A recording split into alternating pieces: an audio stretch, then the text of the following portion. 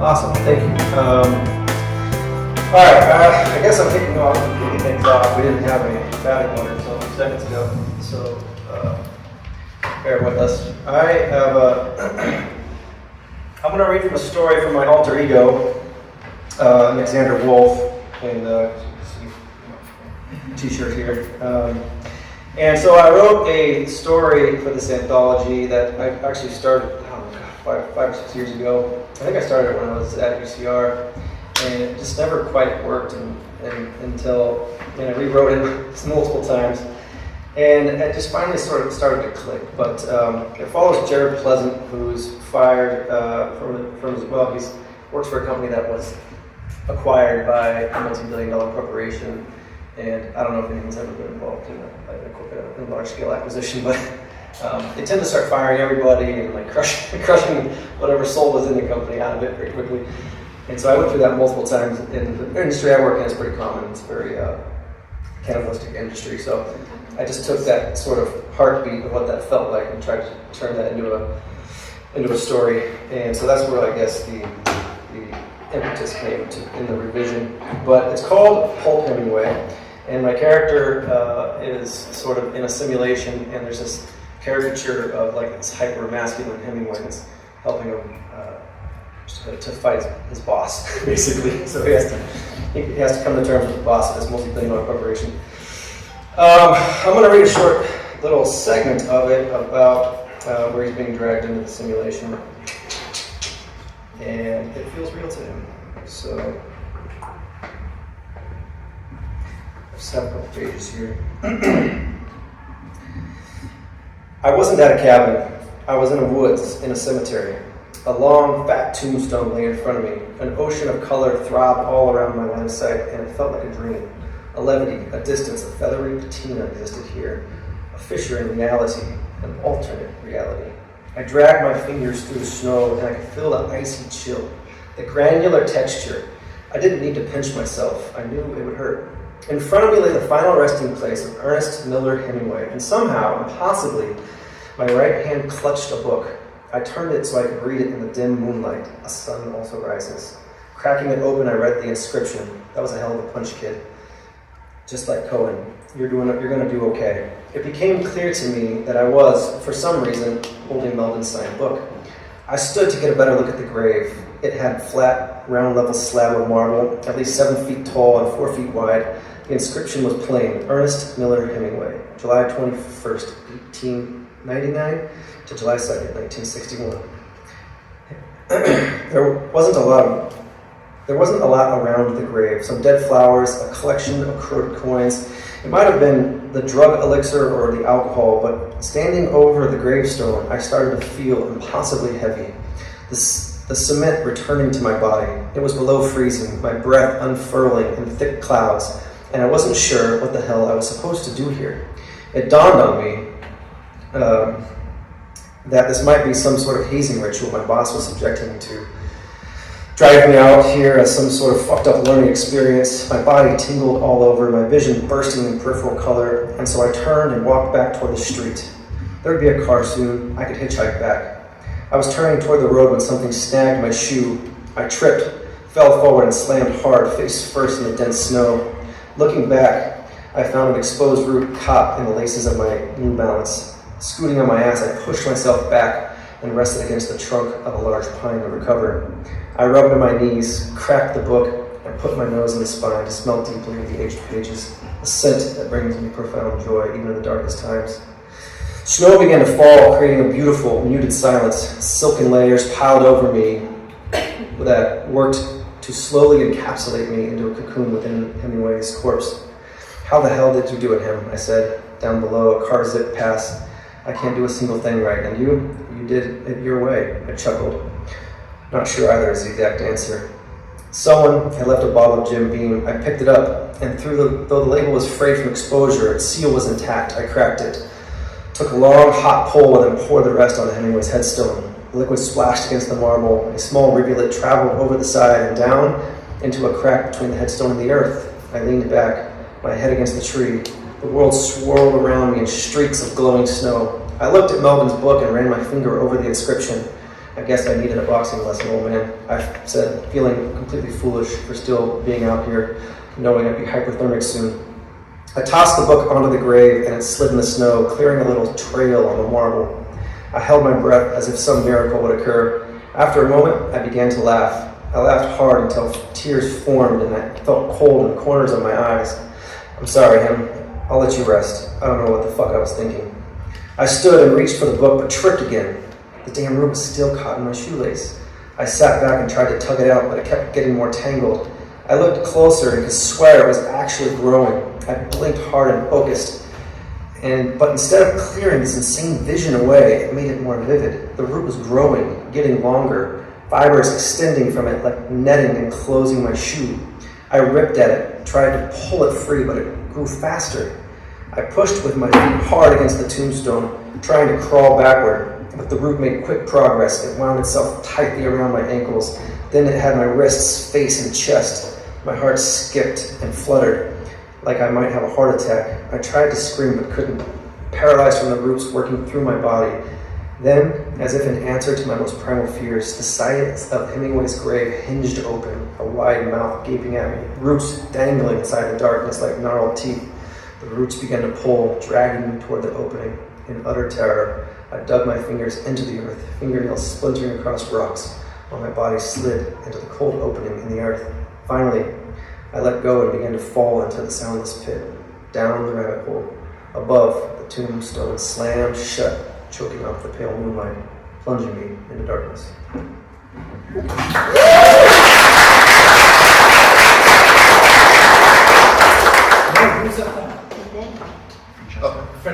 Francesca, Leah, walk everybody.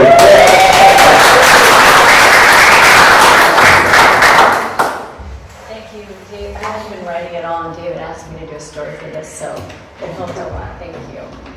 Okay, sorry, I can this is a combination of a fairy tale, a famous film, the title, Seven Seals, and a death of a friend. So those were the inspirations and David's request, which I appreciate. Okay. Sorry. When all of my 6 black-haired, green-eyed, seal-sleek brothers disappeared, I drove up the coast to look for them. I got up at dawn, sensing something was wrong, a certain weight to the fog, a melancholy in the song of the blue glass wind chimes. And they were not in their beds in the sage-green Santa Monica craftsman house with the glassed-in sun porch draped in morning glories. Their cell phones were gone, the yellow VW van gone. They had left me a note. Jude, we will be back. Don't try to look for us. The bridge is stopped. We love you. I usually did whatever my brothers said, but after I texted them and received no response, I packed some water, got into the blue VW bug with my brother Thomas's extra surfboard attached to the top and went looking. First, I stopped in Venice Beach where my brothers played drums on the boardwalk every weekend. Sonny nodded as I approached, his dreads swinging. Even on that overcast day, warmth radiated off him in waves. Jude, girl, aren't you supposed to be in school? Hi, Sonny, how have you been? Doing okay, good as can be in this besieged world. How are you, little one?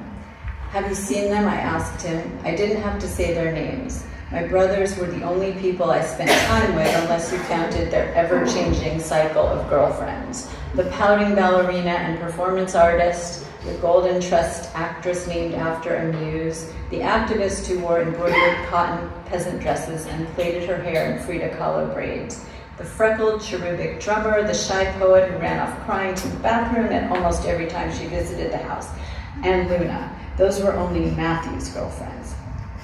Not since last weekend at the Circle. Why?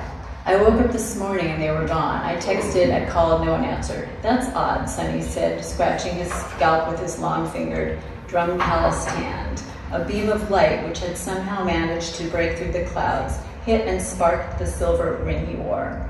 Text me if you see them, please, I said, staring at the ring. Of course, and maybe try Luna, Sonny said. glancing up at the pale blue apartment building across the boardwalk. She talking to Matthew these days? Off and on from what I can tell. Sounds like those two. You take care, Jude. And I'm going to jump ahead to the spoiler end, but hopefully you'll forget it when you read it again. You know, attention spans these days. Okay. When I got to Ventura again, the sun hovered low above the sea.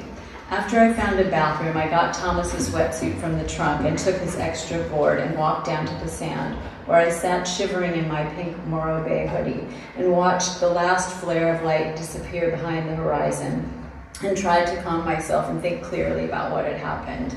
But I could not calm down or think clearly, and then I fell asleep. I must have fallen asleep. A man sat on the sand wearing a black cloak. He turned his face to me. I saw the cleft in his chin and his pale cheekbones, his face pointy as a star. He beckoned me over, so I went to him without thinking. In front of the man sat a chessboard covered with small bones and other animal parts. The man held out what resembled a bat's foot, 5 tiny sharp claws like a miniature mummified hand. It will open the castle, said the man. Take it into the water. 6 seal silhouettes pranced on the horizon in some kind of danse macabre. Matthew had taught me that term too. I had never surfed before because my brothers worried I'd hurt myself or get sick, but I'd watched them surf since I was a baby. So I carried Thomas's board down to the water. I lay on the board and paddled out, my ribcage pressed into the polyurethane. The waves towered cold and sleek, like a castle made of glass. I held the bat's foot in my hand. It was the key. In the glass castle, I stood shakily. I saw, as if on a watery screen, my 6 brothers entering a yellow house. I saw them surrounding a pale dwarf, while a tan blonde woman slept with her back turned away. I saw Matthew reach out and touch the man, shake him awake. You fucked us all up, Matthew said. Then he nodded at Thomas, who held up a boombox over his head, like that actor in that late 80s movie Matthew once showed me, and blasted one of my brother's songs as loud as it could go. The man reached for the gun by his bed, but then stopped and grabbed his own chest. I wasn't sure I wanted to leave the castle made of glass. My skin no longer felt cold. Everything sparkled. Prisms. I thought I heard the serenade of the sea mammals calling me away. But then I thought of my 6 brothers, sleek and black, in neoprene. Go home, Jude, said a voice. I turned and saw a woman, translucent as water in the sun. She held the hand of the man with dreads. They both wore matching silver rings. When I emerged from the water, my hands were empty and the hooded man was gone. I'll save the last part too. Thank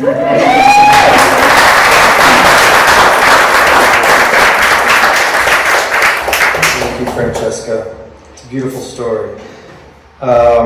Then next up, we've got Catherine E. McGee, our resident with an excerpt from this, which takes place in Santa Barbara? Not too far. Yeah, Isla Vista.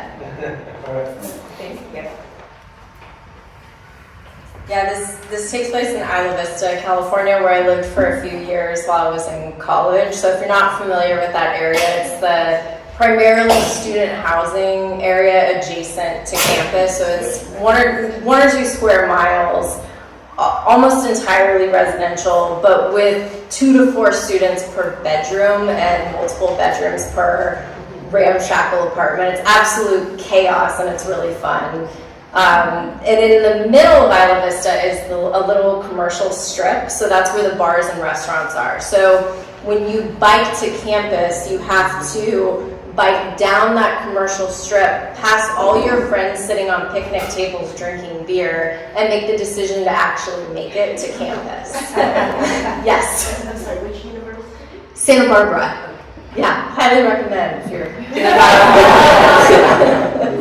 It's also positioned at the top of a bluff overlooking the ocean. So there's the Isla Vista Beach is the beach area adjacent to campus. So if your friends aren't drinking on Pardal, they're down at the beach hanging out. So this I'm going to read an excerpt from the middle of this story, but the story starts with Melody, who is in college, and she's laying out on the beach with her friend, and one of the things you run into there is there's a natural oil slick in the ocean, and you would often get tar spots on your feet from walking on the beach there. Or if you go swimming, they might get like all over your body. Like I've definitely ruined a swimsuit that way. So it's a common problem in this specific area. So these girls are laying out on the beach and they pass out for a bit. She's got a midterm that afternoon. She wakes up and she's got tar spots, not just on her feet, but they're all over her body. And when they go back to the apartment, they can't get them off with baby oil, which is the usual approach. And they start to feel weird, and she tries to bike to campus to take her midterm, and it becomes so overwhelmingly itchy and intense that she has to skip the midterm and go back, and ends up getting caught up in a party. So this is picking up in right before the party starts. Melody throws her backpack on the bedroom floor, flashcards spilling out like sand. Words stare up, tossed at starfish angles, crooked and scattered. She can't make out any one phrase. She pulls out her laptop, heart racing. She'll tell her TA, I'm sick, I'm sorry. But the feeling has returned, the looseness, especially in her neck. Her body is softening, a boat righting itself. She rubs her arms for a while. The toothy grit feels good. She collapses into bed, closes the privacy curtain, and drowns herself in blankets. She loses time until she hears noises in the kitchen, realizes she's thirsty. She slithers under the curtain, leaves her room, finds a crowd gathering. The keg is tapped. Her roommates have started drinking. The music thumps, pulses in waves, Usher singing yeah over and over and over. Melody drifts onto the balcony. One of her roommates, Heather, the birthday girl, leans against the railing, dressed as a sexy firefighter in a red pleather mini. She hands Melody a solo cup, overflowing. Another roommate, April, wades toward her as a sexy teacher with a black bra, necktie, and pencil bun. Another floats in as a sexy cop wearing a spangled badge on her negligee. The dryness of Melody's throat catches up, constricts her voice. She chugs the beer and soaks in the relief. She pours another. The itch lessens the more she drinks. The ocean breeze is rushing, whistling. Where's Jen? Someone says. In the bathroom, Melody says. She had a migraine and I had a midterm. I missed it. I didn't need to send an email to my TA. I'm still thirsty. More people arriving. Night has fallen. The moon is full. Her roommates are letting everyone in. A crowd flooding the apartment, rushing onto the balcony. The career day theme permeates. Melody sees a mathematician, a teacher, a guy in a white shirt that says consultant, scrawled in black marker. She peers through the crowd, over the railing, down at the water, how it laps up across the sand, moving against the bluffs, a faint spray reaching. The balcony creaks, old wood in conversation with the water, the rhythm of the waves crashing, the rush from a few chugged beers swirling, the spots tingling. Not so painful now. A shift is occurring. She whispers, I have to email my TA. But someone's turned the music up, the party raging, filling, no one listening. Bodies find each other in the darkness. She can't grab onto any one moment or song, only hears the crashing of the waves. The beer is hitting her. She imagines the black tar crawling up over the railing, coming. She stumbles. A man catches her hand. Nathaniel, emerging from the balcony, wearing all black. He's dressed as a scuba diver in a wetsuit unzipped to the navel. I saw you on the beach. He cocks his head, a curious octopus, and brushes brown hair from his brown eyes, holds out a hand. She likes the feel of his skin, cool and moist. She thinks of oyster pearls, sea urchin, lobster. This is easy. You can be a normal person, Melody, do normal person things. The rush again, the ocean, the waves. She says, I need to email my TA. Nathaniel nods. I'm glad it's Friday. He hands her another beer. She drinks what he gives her and starts feeling hungry, so hungry, hungrier than she's ever been. She looks down at his feet. He's wearing leather reef sandals, toes exposed and tapping. She moves around him like a circling hammerhead, hunting unseen. Eminem's Shake That comes on and her arms are on his shoulders, bringing him closer, her stomach closing in. She grinds against him. He asks where her costume is. She tells him she needs help and drags him down the hallway. Her bedroom swims in blackness. She finds a lamp, turns it on. Nathaniel kisses her and she kisses him, stepping on her flashcards, floating them across the floor. His hand reaches under her shirt, touching her stomach, moving up. He lifts her shirt over her head and unbuttons her jeans. She remembers the spots all over. I don't want you to see them, she says. See what? His hands are everywhere, feeling the spots, pressing them in circles, roaming as if with tentacle probes. It feels so, so good. She scans her arms. The black spots have faded to flesh tone. Yet even in the dim light, they are everywhere, but now pulsing, thumping, no longer tar stains, but fleshy, amorphous shapes bulging, pressing, flowing in and through her body. Melody flings the privacy curtain open. She's a wriggling fish slipping between fingers when she lies beneath them on the bed, moisture beading on the ceiling and dripping down onto her in the dark. She soaks in the salt water, tastes it on her tongue. A tide is rising, a tsunami building, freedom like swimming in open water, like the promise of endless eating. What am I doing? The pulsing in her brain overriding, directing, and something rushes through her body from the spots, morphing, changing.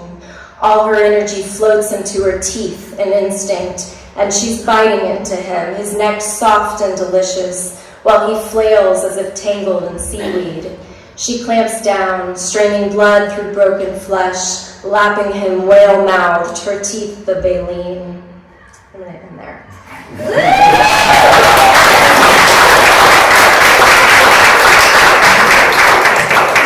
My guess is it doesn't end well for her.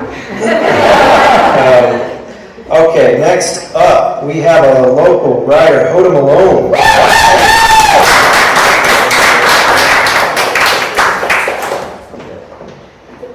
Hello, everyone. Thank you. Can you hear me?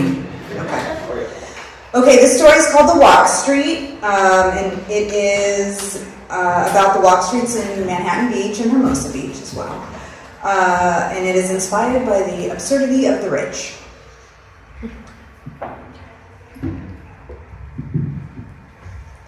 But did he die, though? That is so not the point. I sighed at the dismissal of my heated caution, terrified at another close call. I slid my arms into my black zip hoodie as Luna swiped for her phone.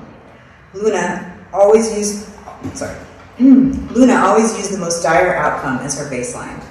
She had a much bigger appetite for risk than I did, and I worried that would end this forever. We were doing this every other week, it seemed now. It started to become too easy, too lucrative, too accessible, a habit, a compulsion. You always get like this, right before a night. Get like what? I don't get like anything, I said. Okay, Chloe. We've been at this a while, and I don't want to get complacent or messy, that's all. Luna looked up from her phone and studied me for a moment. We should slow down, maybe take a break after tonight. Her tone was warm now. Seriously? I've been saying that for months. And I finally agree with you. But just a break, right? Obviously. Luna laughed, breaking the tension, and went back to her scrolling. She was, of course, right. I did get nervous, every time. The only thing I could do to fight against it was over-prepare. Luna worked more on instinct, which had served us well more than once, same as my over-preparedness had. I saw these two characteristics as holding the same value. Our partnership was complicated, for better or worse. The lights were bright from the street, streaming into Luna's vintage Mercedes as we examined a paper map we printed at our university library. We were parked off the walk streets of Manhattan Beach, fresh off a slurry of cocktails and chicken wings from the brewery. A needed boost of bravery for what was planned for tonight. This bitch is insufferable, Luna said as she watched story after story of a girl on Instagram.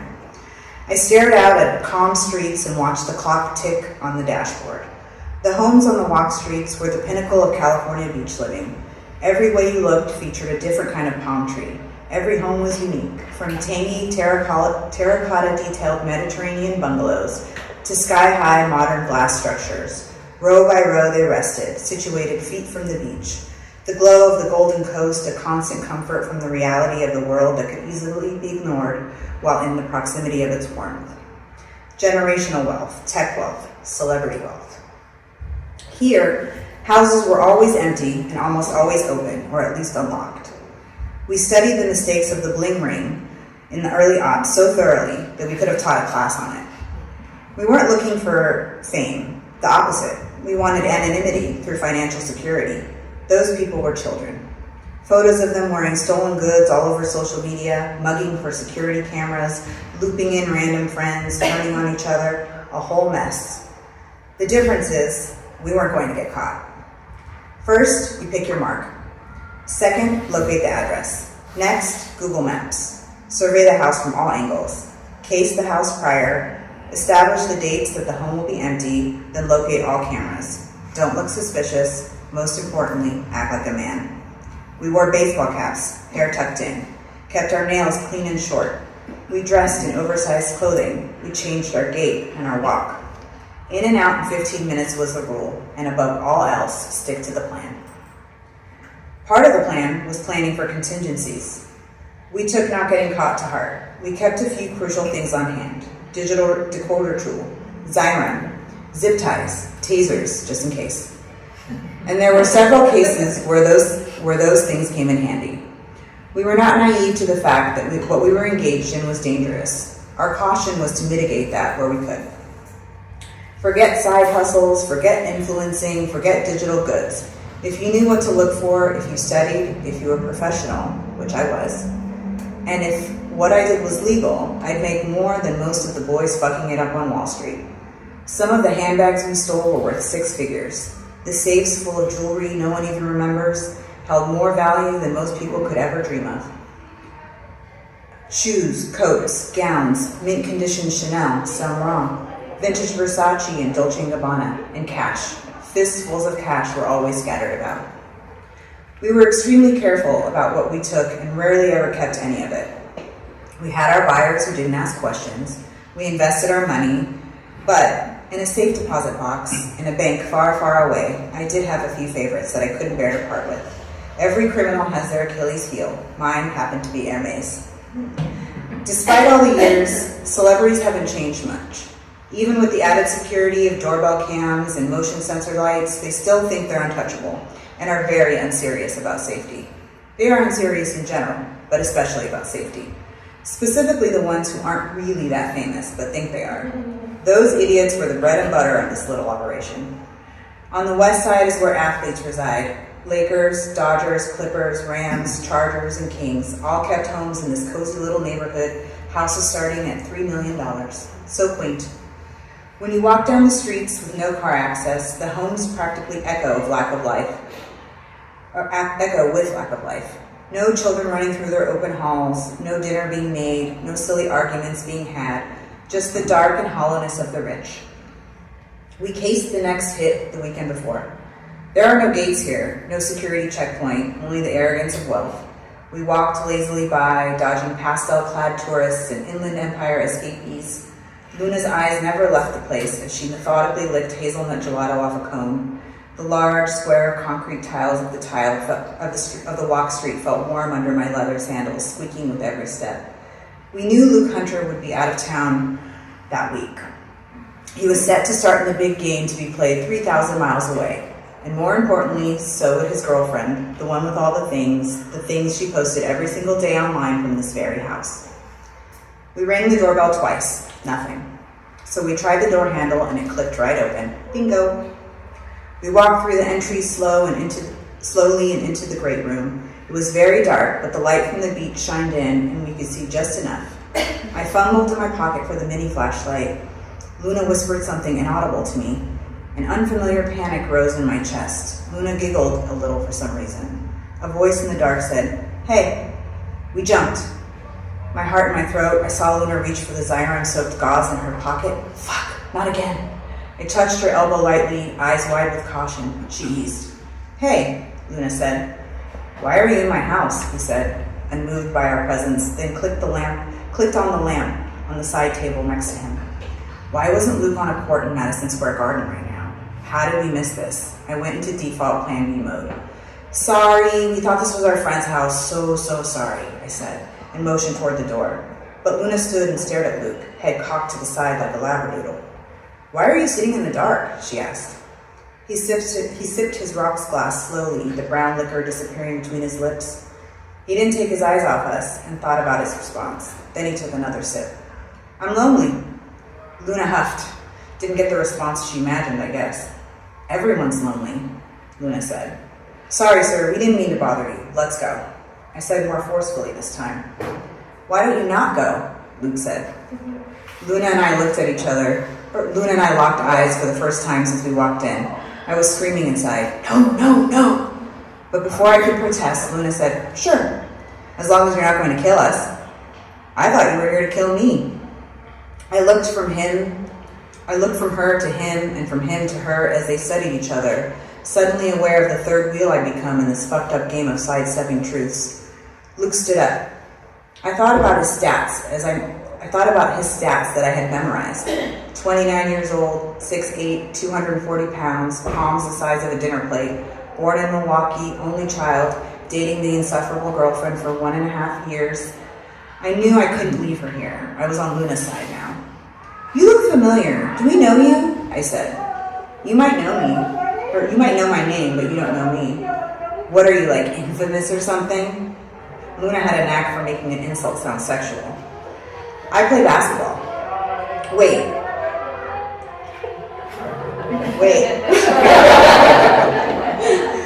Wait, shouldn't he be playing basketball right now? Isn't there a game on or something? I said, trying to casually move past this awkward part as quickly as possible. If I had to be here, at least he could get a drink out of it. I'm suspended, Luke said, and down his drink. Happened this morning. Were you bad? Luna asked, again, too sexually. More like infamous, Luke said. Drink? Yes, Luna and I said in unison. Luke moved across the room to the bar. He was wearing a snug black V-neck sweater and casual dress pants with red socks. He kept fussing with his normally slick curls that had become slightly unruly under his constant touch. I recall all the research I did on him, photo after photo of him on the court, him with his parents, him with the painfully insufferable but admittedly smoking hot girlfriend. We sat on the stools across from him. Luna took off her sweatshirt and slung it over the bar stool. Her tank top had rhinestone straps sparkling through strands of sleek blonde hair. He took down 2 rocks glasses, like his, from the top shelf and poured us 2 whiskeys. With his back to us, he said, I'm Luke. I'll stop there.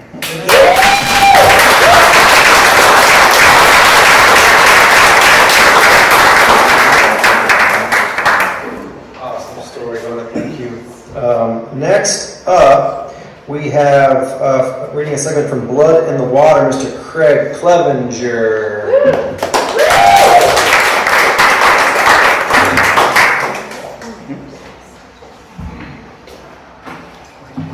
My voice is behaving. Can you hear me? Yes, sir. I always follow the really tall people every time I go to meetings. No, it's okay. Give me a second. It's been a while. Everyone thought Father Martin had drowned until a piece of him washed up on the beach. I'm not sure which piece. Lots of blanks in my memory from that afternoon. We'd been in California for 2 years and I hadn't learned to surf, only went swimming when Mom dragged us to the beach for family day after church. I was barely 16, all rib cage and bird wing shoulder blades. Sure enough, a group of girls would pass right when I took off my shirt. I could smell the coconut oil. Count the water beads. Count the water beads on their brown sugar skin. They'd keep walking. Truth was, I loved the ocean. I mean, when Father Martin was still alive, and before Jaws came to theaters. I just loved just floating with the current, swimming as far as I could, not thinking about my legs. There were just strips of bait dangling above miles of darkness filled with silent, circling teeth. I don't swim much, if anyone's wondering. We went to Father Martin's noon mass on Sundays. Father Martin had replaced Father Ripley, who had replaced someone else. I used to think priests rotated parishes the way military personnel were shuffled among bases, but I know different now. Father Martin took over the parish as youth minister. He was the first priest I'd seen wear street clothes. At youth group, he wore sandals and jeans with t-shirts. On field trips, he let us play whatever music we wanted on the drive. Ernie and I helped clean up after youth group one night. We'd stack the chairs, put the tables away, all that. And then he was gone. I didn't see him outside. I hadn't heard his dad pull up, but I found him in Father Martin's office. The two of them sitting in the corner beanbag chairs, Ernie holding a half-pint flask. I'd never tasted alcohol, so I had to keep from breathing through my nose to take more than a sip. I made a face and they both laughed, and later Father Martin offered us a lift. Ernie got in. I had my bike, so I told him I was okay to get home. Father Martin gave me some peanut butter candy and a look that said, "This stays here with us." Ernie never came back to youth group, and I didn't see him at school the next week. He finally showed up for third period health class right when Sister Baines launched into roll call and said we'd be watching a film that day. We knew what a film meant in health class, but Sister Baines froze our laughter with a look. Nuns could do that. She stood in the back while the film played, a pad of detention slips at the ready. The narrator talked us through a close-up of some dude checking his balls for lumps, and I think that's when Ernie wet himself. Sister Baines sent him to the nurse's office. She tried to be discreet, whispered to Ernie beneath the projector thrumming, the voiceover skips, and the music stretching in and out of tune. But this was high school. Rumors were faster than radio. So when I turned 16, earned my license and bought a used piece of shit curled with my savings, I went to my first high school party. Danny from the youth group had invited me. He went to public school, knew the guy whose parents were gone for the weekend, so I took directions to a neighborhood in the hills. The cramped street parking told me I was close, and the opening riff of London Calling led me to someone's porch, and I stood there. Listening to the class through someone's front door, wondering if I should knock. Just felt weird walking into a stranger's house. But I did. Someone I didn't know shouted something I couldn't hear, handed me a red Solo cup, and pointed to the keg. Danny was nowhere to be seen. So I filled my cup and faded into the background. A few students from St. Alexis were there, kids who didn't know my name, but I knew theirs. The girls wore denim skirts and spaghetti-strap tops, vacuum-tight jeans, and undersized t-shirts, the first time I'd seen them out of school uniform. I took long, shallow sips, feeling more conspicuous the longer I stood in one place, nursing a warm beer and talking to nobody. I chugged the rest. God, it was awful. Just to go for a refill, just to move with a purpose and use my voice. 3 or 4 light beers wouldn't hit me at all these days. Back then, my liver was still new, and a few watery beers made me happy and confident enough to talk to new people, even make some new friends, and then drive home. The cop lit up my rearview mirror, and that hot vibration hit my guts, that same fear hum like when a belt buckle jangled in Mom's hands. I pulled over, but the cruiser kept going. That sobered me up fast, but still. Mom would know where I'd been and what I'd been doing, I was certain. I found a payphone and called Father Martin. That's from Blood and Water.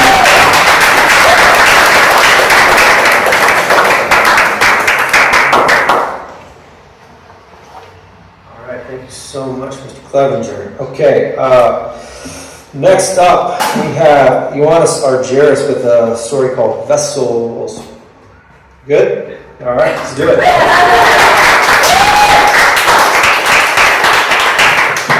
Hey everybody. This story takes place in San Francisco Bay. His shift doesn't end until 9. Just beyond the dock workers, he sees a small shadow running between containers. Are those children? The thought of young kids running around heavy machinery and large containers worries him. He decides to text his on and off again girlfriend, Em. She's a clerk at one of the terminals. Maybe she'll call it in, maybe not. He sends her the details anyways. He hopes it was just his tired eyes playing tricks. The ferry picks up speed once they pass the levees. The air gets colder on the open bay water, saltier too. Cargo ships anchored randomly in the bay, waiting their turn, their orders, or hiding stuff, drugs, stolen cars, people too. Before Border Patrol, Customs review their shipments. Across the bay, naval ships are docked near the large porcelain-looking basketball stadium. He realizes how many people forget how busy the bay waters are. The fog still creeps behind those San Francisco hills, waiting to blanket the region at night, calming everything down. Traversing under the Bay Bridge, Adrian forgets how big things are, how men constructed such wonders, and how that bridge survived a 6.9 earthquake, and they still haven't rebuilt the San Francisco side like they Oakland did. Instead, they dress it up with lights for the wealthy to look at. On the other side of the bright steel curtain is another world, a stage composed of tech and money. Skyscrapers so large, each one bulging into the sky. Tech buildings, Alcatraz, Golden Gate Bridge, Fisherman's Wharf, and the ferry building all come into view. They even built new condos on that once radioactive Treasure Island to give people this multi-million-dollar view. Sometimes it's all too much for him, so he focuses on the water and his job, to ferry people back and forth, to home and back again. Clockwork. Later that evening, Adrian meets Em at Jack London Ferry Landing. He usually can't be let out of Oakland, but the captain knows him a favor. Thanks, Em, Adrian says. Are you sure about what you saw? Em asks. Adrian stays quiet. The question sways in his body. Was he just overreacting to the conversation with his sister that he wouldn't be able to see his nephews until late summer? Did he manifest some kids playing at the docks? No, he knows what he saw. He's confident in that. 2 kids playing or maybe running around cargo containers. Yes, Adrian says. Em pulls off to the side of the road a few hundred feet away from the terminal entrance. I don't like this. I know what I saw, Adrian says. We have protocols for trespassers, Em says. He figures that Em doesn't want to lose her job, that she'll call security regardless of the situation. But what if security's in on it, Adrian says. They might be, but it's the right thing to do, Em says. There'll be a record of it. Adrian opens the door, Em follows. Records can be manipulated, Adrian says. And I thought you hated Port Authority because they wouldn't reprimand one of their own for what they did to you. Em stops. Em stops walking. She looks back at her car. I didn't mean to, he says. You just did, Em says, looking at the terminal. I fucking hate Dell. They still let him work nights. Fucking creep. Go ahead and call it in, Adrian says. Let's see if he's in on it. Call him. Em pulls out her phone and puts it on speaker. Dispatch, who's calling? The phone says. This is Em from Oakland International Terminals. Berths number 55 to 59, Em says, looking at Adrian. I need to get a hold of Port Authority. One moment, the line cuts out and then switches over to some buzzing and proceeds to ring. How else can kids run around at night, Adrian says under his breath, his hands up in the air. Shut up, Em says. Hello? A voice on the phone says. Dell? Em asks. Yeah, this is Dell. He says, who's speaking? It's Em. Hey, how's it going, cutie? Dell says. Em covers the phone and mouths, fuck you. She glares at Adrian and feels like shit. I wanted to check if you saw something on the cameras tonight, she asks. It's been quiet tonight, Dell says. Why, what's up? Oh, I was leaving the terminal and I saw some cars that seemed to be rolling in for a sideshow down the road. I didn't hear anything on my end. Well, I thought I saw a few teens trying to hop the fence by the entrance, Em says, struggling to come up with a lie. waving their hands at Adrian, giving her something. You know, they tried to break in before, and they stole stuff. And this isn't one of those fast car films, Del says. Adrian places his hands over the phone's mic. He's fucking lying. Is someone with you? Del asks. Yeah, I'm outside a bar on the west side, M says, shrugging. Which one? Maybe I'll stop by after my shift and we can finish what we started, Del says. What? No, M says. It's getting loud in here. Adrian grabs the phone from M, screams gibberish, and then spits out some white noise before ending the call. Fuck that creep. M walks away from Adrian. She leans against the car. He upset her with this crazy request, and he meets her at the car door. I'm sorry you had to talk to him. I hate that guy, she says. What do you need right now? He asks. He can see that she may not be up for this. Was he really going to break his relationship with them over what he believes he saw? Show me on the map. Show me on a map where you saw them, M says. Adrenaline kicks in, and he opens up Google Maps on his phone. Over here, by the water. Berth number 59. I'm not surprised. Why is that? He asks.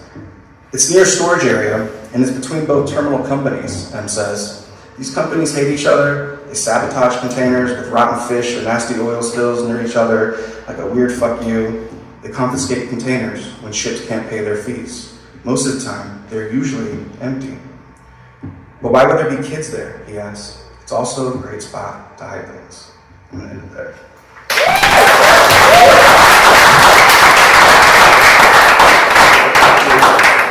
All right.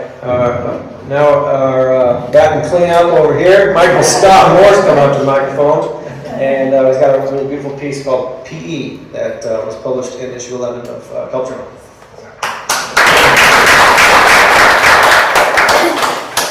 Thank you, David. So only a couple of people in the room know this, but when I published my first paid piece of journalism in the Easy Reader when I was in high school, I walked through that door. That's now a museum piece. Right, Kevin? It's when the Easy Reader was above the Bijou Theater. None of you know what I'm talking about. Okay. A couple people know what I'm talking about. This is a story called PE. As some of you may know, stands for physical education. It's not in the noir anthology, but in this edition of Cup Journal, number 11, because it takes place in junior high school. Most of the characters are about 13, so it's not that noirish, but it is set in a beach town that some of you might recognize. One of the main characters who is not 13 is Mr. Durbala. He's in his 20s or 30s. He's an assistant PE coach. And since it takes place in 1991, around the time of the first Gulf War, and because it's set in junior high, I'm going to attempt to tell it from the point of view of a 13-year-old. PE.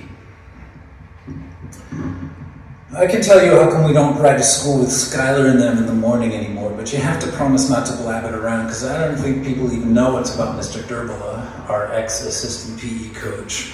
And not that I give a shit, but I just assume you didn't blab it around. We're all 7th graders at Calaveras Beach Junior High. For Christmas, I got a dirt bike, just a huffy. But after that, me and Darren started waiting on the corner in the morning for Denny and Skylar to come roaring down the hill and skidding through the sludge and leaves and pedaling up to 8th Street, where we started riding to keep up. I used to watch them zoom past me all the time, but now I was riding, with them.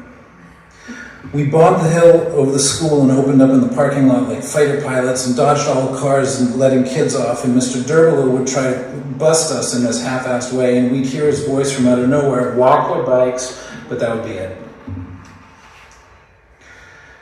During PE, Mr. Durbala just stood around with his arms folded while we did jumping jacks and stretches, and at first we couldn't tell what being an assistant PE coach even meant because he didn't do anything else. He was skinny, like a broom, and kind of brown-skinned, with a thick black mustache that made him look South Arabian or whatever. One day, Skylar leaned over and said I should look at Mr. Durbala because when his head was pointed in the right way, you could see sunlight coming off his gold earring. Hey Noah, Skylar hissed at me, what side do you wear an earring in if you're gay? How do I know? Mr. Durbala's was in his right ear. Right ear's gay, isn't it? Maybe right is just rebel. I I thought left was rebel. Our coach said 30, all right, hamstring, and we switched to hamstring stretches. For every stretch we did, we had to count up to 30. We sat on these painted numbers on the blacktop every day, and the sun was getting hot, and Mr. Durgalo looked at us all in our shorts. Then Skylar leaned over to ask Darren and Denny, and they hung their faces down to look at Mr. Durgalo from under their armpits and giggled and said they were pretty sure right here was gay. So everything with Mr. Durgalo was low-key at first. Skylar just mouthed off in PE now and then, like little gay boy comments or whatever. And Mr. Durgalo acted like he didn't have time for us. One day during lunch, we were eating from our paper bags by the bike racks, and he walked past us looking tan, muscled, and with a duffel bag. He lived in one of those stucco apartments near the school. So he was like a stranger, because when you don't have a house in Calaveras Beach, it's like you don't really belong. We didn't know where he came from. He didn't seem to have a wife or kids. Skylar leaned forward with his elbows on his knees, his braces flashing, he looked kind of mean. Robin, who was Darren's older sister, and we kind of thought Darren might be gay, Robin glared at him. Where do you think he goes for lunch? Said Skylar. He probably does aerobicize, said Denny, and everyone laughed. Mr. Durgalo just went home for lunch, that's my opinion. But Skylar squinted as if what Denny had said was automatically true and also pathetic about aerobicize. Hey, gay boy, he shouted, with his hands cupped over his mouth so it was hard to tell where it came from. Mr. Durgalo wheeled around and looked straight at us for a second with this like total hatred in his eyes. None of us said anything. Skylar, what's your problem? Said Robin. He's a fag, said Skylar. We came hauling down the hill the next morning on our bikes and heard a whistle from somewhere, and while we locked up at the racks, Mr. Durgalo came out of nowhere and gave us all detention. You know you're not supposed to ride bikes on campus, he said, and I'm sick of yelling at you. Skylar sneered.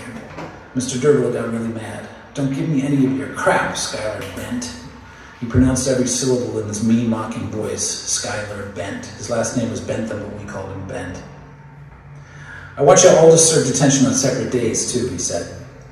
He made out detention slips on his little pad. After all this time of ignoring us, he suddenly seemed to know each of us really well and like hated all our guts. Skylar behaved himself until our week of detention was over, but after that, he started hassling Mr. Durgalo every day. Denny did, too. I kept my mouth shut, but Darren, who we all thought was gay, looked sort of crumpled. He would laugh, but when Skylar mouthed off to Mr. Durgalo, it was like you had to laugh. You had to make sure nothing about you even looked homosexual, because at Calaveras Beach Junior High, you better save face, and if you don't, it's like, boom, you're done. Robin says one thing about our town is how it's so conformist. I wondered if she got that word from her dad, because he uses it too. Mr. DiMartini has a desk in their house with a sign that says Ron DiMartini, which I always thought was weird because it's not like any of us forgot his name. Last year I went to their place for dinner, and Mr. DiMartini's home office was this corner room with walls that were like big windows and let in light from the yard. He did paperwork and watched this little TV. It's happening again, he said to us, pointing to some people on the screen who were marching in the street, banging drums and whatever. We're about to go to war.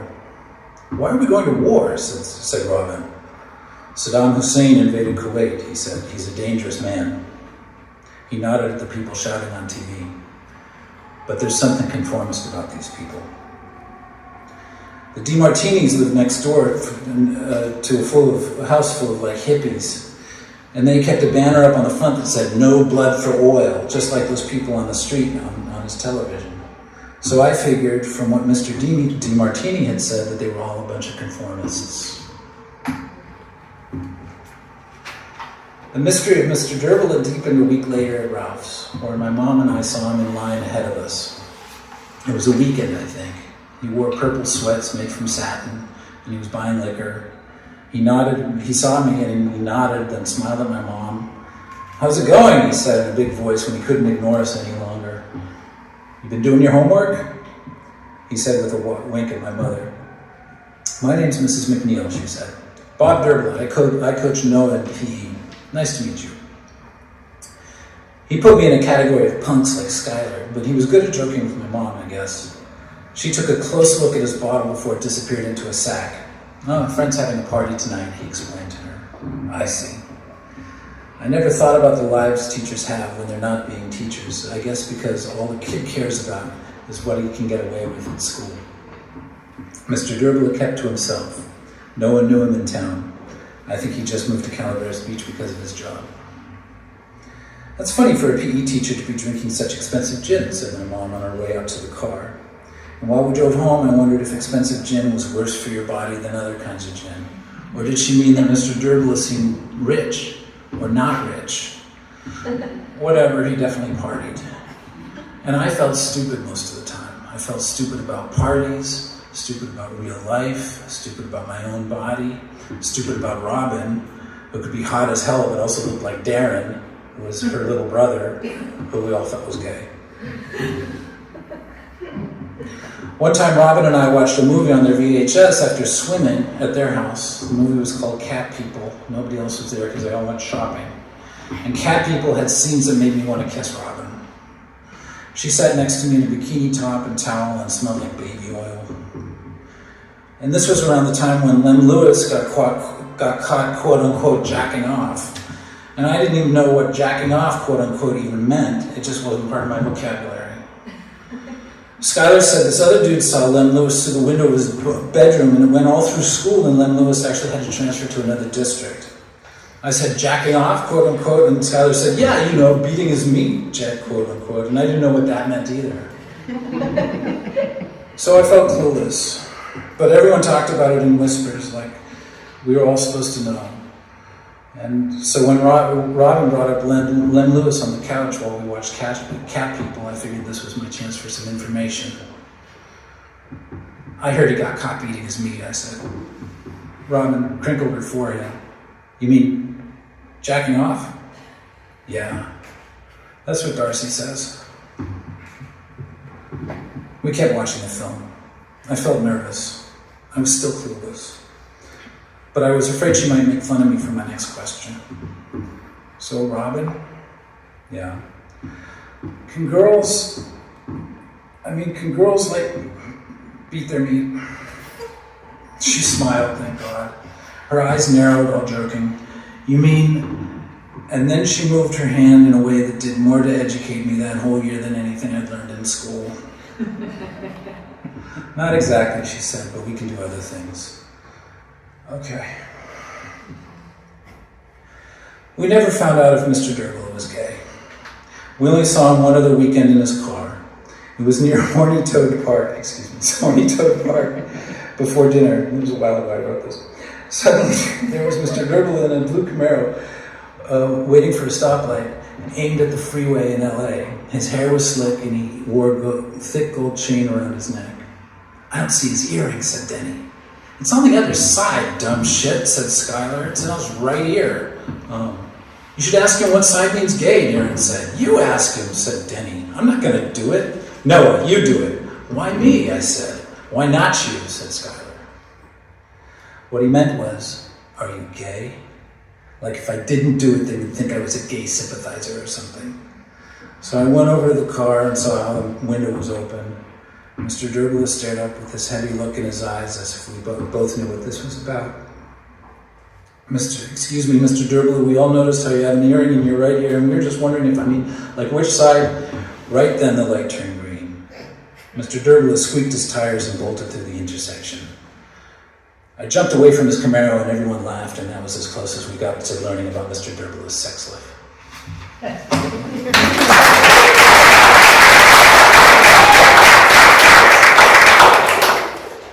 All right, thank you everybody for coming, and I think you nailed the voice there. Very good.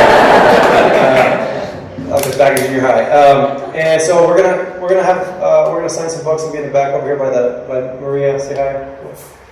Over there. And yeah, I'll hang around for a little bit. There's refreshments, cheese and crackers, and yeah, we'll hang around. Thank you so much.